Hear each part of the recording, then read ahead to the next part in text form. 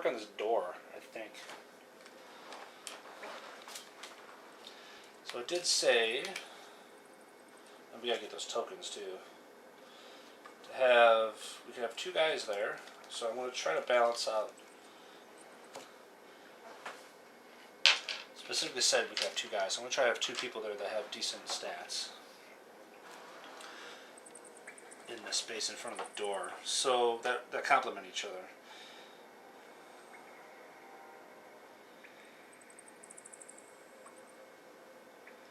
So I think we're going to use Chilara and Theres for this, if that's even possible. But Theres is down, actually. Shit.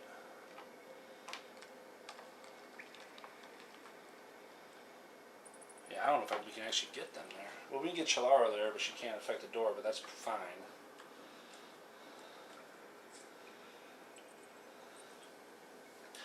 So we're going to move her first. So she's going to go 1, 2, 3. She's going to do a double move. So 1, 2, 3, 4, 5, 6. She's going to move here and just wait. And her turn is done.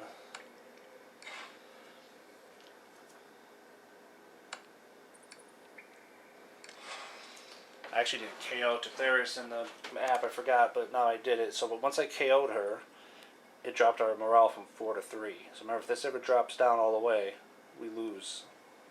Basically takes such a morale hit that we can't continue. We don't need to do Theres. We could do Mordrog, but I think I'd rather do her. So I'm going to have Indira. First, she's going to use a fatigue to cast her insight, and she's going to put it on Mordrig, so he recovers a health and a fatigue. Okay, and then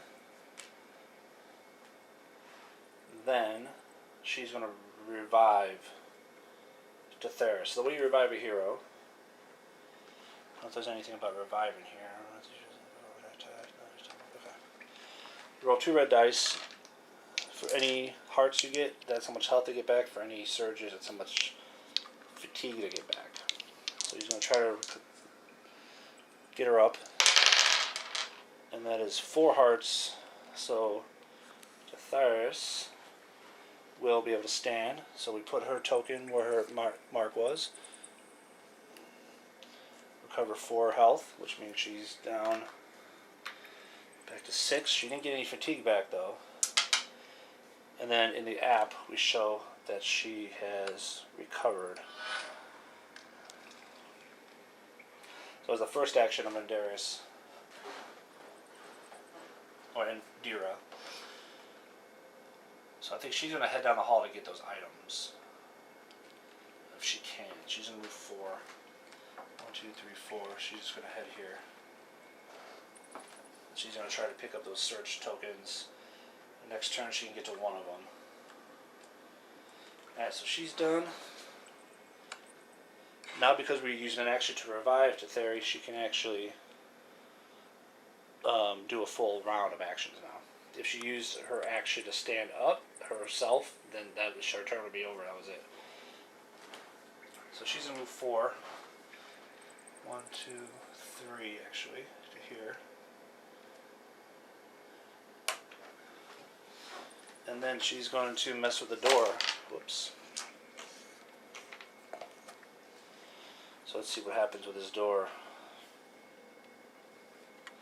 So we'll read this again. The door appears to be held in place by a strange locking mechanism, rigged with a series of defenses. Fortunately for you, there's enough room for 2 of you. So it's what, yeah. In addition, you're going to attempt to lock the door with an open door action. So she has 1 action left. So let's confirm. You release the lock-in mechanism. Immediately, the center of the door begins to slide apart, exposing a multitude of flaming bolts. each ready to fire. One hero adjacent tests strength. Ugh. This is why I wanted Mordrog, but he sucks at everything else. So strength. We have a 3 for Tetheris and a 3 for Chalara. Oh, and Dira would have been a good one to bring because she has that book. Oh, okay. 3. 3, yes. So we passed the test.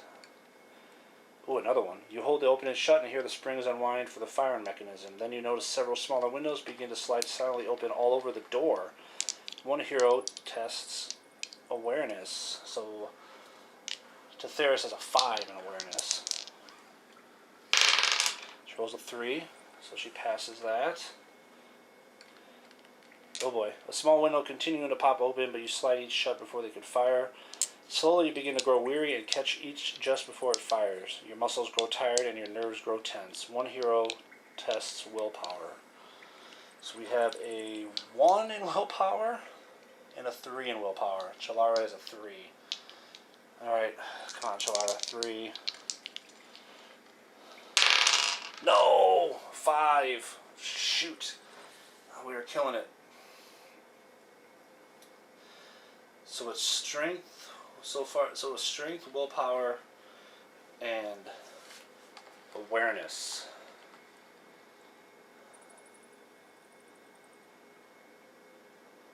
So it'd be Mordrog with his 5 strength, Tetheris with her 5 willpower, and then Mordrog's 3 willpower probably is the best chance to do it. Shit, well we failed that last one, so let's see what happens. The fiery bolts begin to fly from the door, striking all in their path. Oh shit.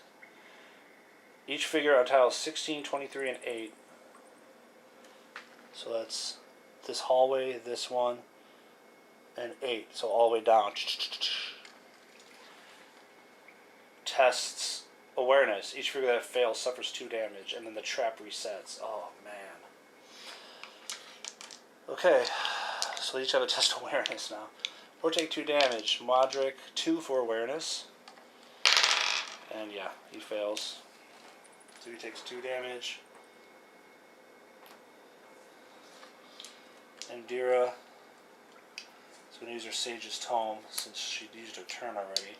She has a 2 in awareness, but she gets to subtract 1. So 1, so she passes. Nice. Tetheris has a 5. Got a 5. She passes. And Chalara has a 1. Yeah, 2 damage on her. Puts her to 8 out of 10 now. Oh, that's nasty.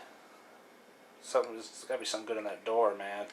So Modric's left and Tetheris is left. She does not have any fatigue to move out of the way, though. If she did... Oh, no, we want her there. We want her there for her awareness. Okay, so she's done.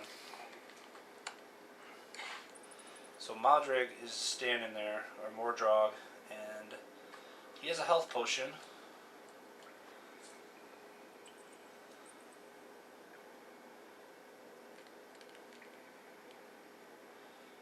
First he's going to discard his token of insight to gain a health. And then he's going to use a fatigue to move up 1 to get next to Chalara and use the health potion on her for an action to heal all her health because she only had 2 health left. And then he's going to rest, I think, because there's really nothing else for him to do right now. I want him at the door next turn. So he's going to rest to get his 2 fatigue back. And he is done. New round. Alright, we haven't hit up to the peril yet, but we have to be getting close because we are taking a while. Well, we ran into some crazy monsters, man. Alright, so first things first. And Chalara's going to move 1, 2, 3. and go after that search token up there. And she gets an unlit stone, looks as if it could be rotated or sconce. A fiery reward has been waiting for your approach. The search and hero test knowledge or awareness. Well, her knowledge is 4. And awareness is 1. She gets a 5. Damn it. Alright. Fail. Inexplicable force jerks you toward the ward. As you stumble forward, the force reverses and white flame spews over your body. That sounds great. Each figure within 5 spaces of the search token moves 2 spaces toward the search token. Then each figure within 2 spaces of this search token suffers 3 damage. Oh man. So you can move on top of search tokens. Moves 2 spaces toward it. So she's going to move on top of it, basically. And take 3 damage. Because she's obviously within 2. And then anybody within 5 spaces. So 1, 2, 3, 4. That's all of them. So they all move 2 spaces toward it. He can't though. He can move 1. And then each figure within 2 spaces, which is none of them. So none of the other ones take the damage. But she does find 12 gold, and she discards the token and draws the search card. So she put the trap out, but she still got what was in there, but she just didn't do it very well. Okay, well, at least we got a search card out of it. And that is going to be a stamina potion, which are very useful. Okay. So she's done. Well, she can move Bright Blaze. So I think she's gonna move. He's gonna move down here. 1, 2, 3, 4, 5 behind this door to get kind of prepared for what's coming later. Okay. So she is done. Let's move on to. We want to try that door again. So we're going to have Indira go first.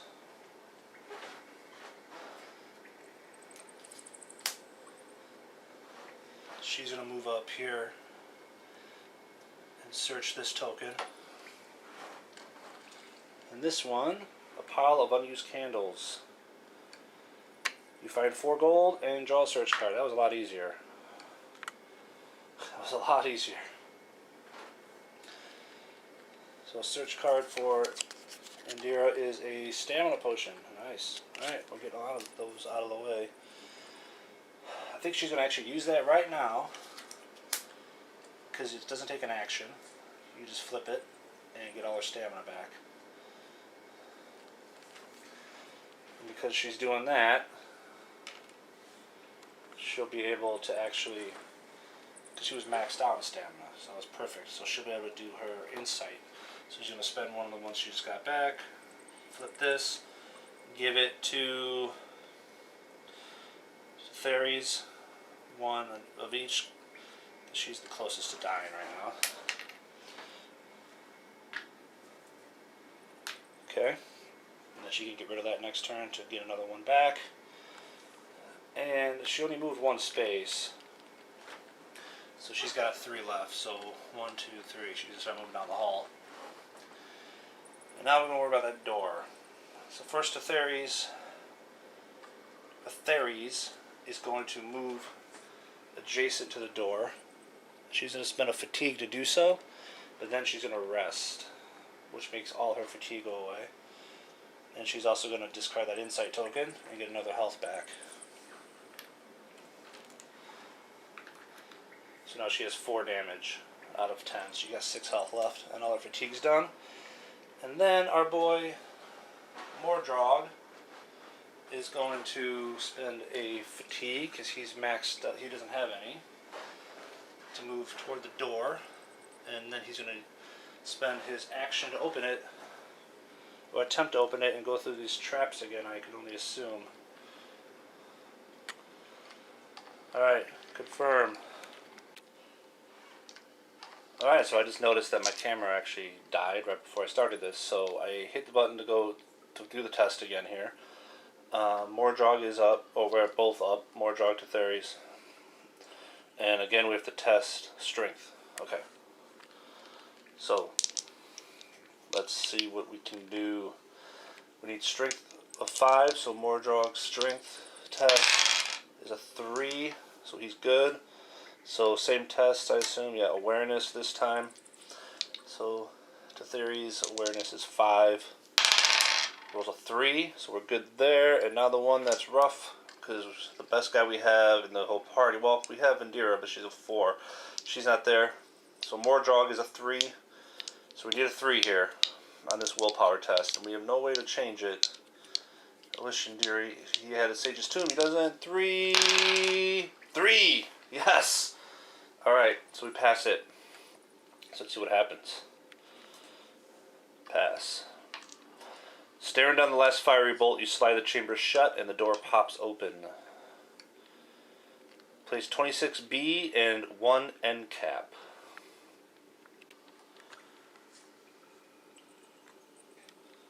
Alright, so it's daytime here. We switched up anyway. So there's a little light coming through the back window there. But yeah, so 26B is here, end cap here. Let's see what we go with here now. We have, ooh, a lot of stuff. Shit. The first shafts of light reveal what appears to be a barren room. The only remarkable feature being a skeleton slumped in the center of the floor. As the door swings wide, however, you notice thousands of etchings on the wall. Tallies, equations, unknown symbology. Upon closer inspection of the mysterious occupant, you find a shard of iron in one hand, and in its other, a set of dice carved from bone. You rotate the cubes between your fingers, examining their faces, but quickly realize that they possess a strange magic. No face is ever the same. Unable to examine them further, you store the dice in a pocket and turn back to your quest. You have found Fortuna's dice. Nice. Place the Fortuna's dice relic in the play area of the active hero. He may immediately equip it. Well, who's the active hero? I guess they're... Oh, I started with Mordrog, didn't I? Yeah, so Mordrog's the active hero. Place the Fortuna's dice relic in the play area of the active hero. He may immediately equip it. Continue. Alright, explore the lair. So, the only thing that happens in this room is that. There's no monsters, no tokens. We find Fortuna's dice. So, do I have the relics out? Of course I don't. Let me grab them. Alright, so I went through the relics deck. So the relics, they're double-sided because when you play the normal campaign, there's a chance that the Overlord can get them, which would be the black side. So like the Overlord side would be the Bones of Woe. But for us, and for this quest, this is telling us to take Fortuna's dice. So Trinket, exhaust this card and suffer 1 fatigue to reroll any 1 die you have just rolled. Wow, that's pretty sweet. Exhaust this card and suffer 1 fatigue to reroll any 1 die you just rolled. Oh, that's nice. So if we roll those X's on our attacks, we can use Fortuna's dice to reroll that X. And this is going to Mordrog. Of course, he can give it to somebody else as a trade, but being that we've been rolling a lot of X's on our attacks, I think it might be nice for him to have this to cancel those out. Hopefully re-roll that X sometimes. Alright. So Mordrog is over here on top, of course. So we're going to give that to him. So you can have, I believe, up to 3 accessories. 1 armor. And you can have as many weapons, but you can only equip up to 2 hands worth of weapons at a time. So it's 3 accessories we can have equipped. So Fortuna's dice is an accessory. The Sage's Tome here is an accessory for Indira. We don't have any other accessories, so yeah. So there's limitations, but they're pretty lenient. 3 accessories is a pretty good amount. Alright, so the one thing that I did change, I don't know if I mentioned it last night or not, is that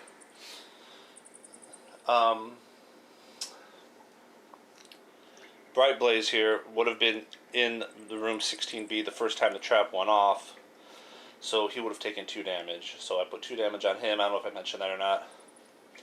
He has 6 health. Being that he's a figure, he's going to get hit by that, I think, but he cannot do.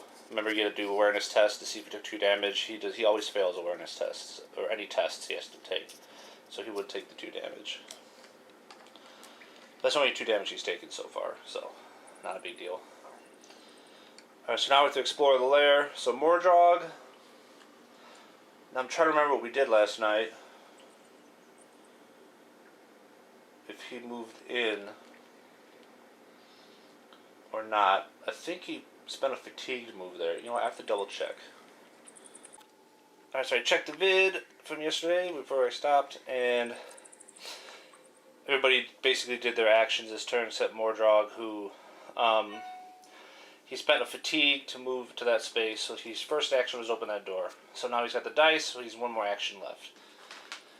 So that should be where we're at here. So he's going to use that to move down the hall. So he's got 4 movement. 1, 2. So I'll move here next to Andira. And that will call it a round. So yeah, I double check because I make sure everybody's end turn is up here. Alright, so new round. Alright, so we're good.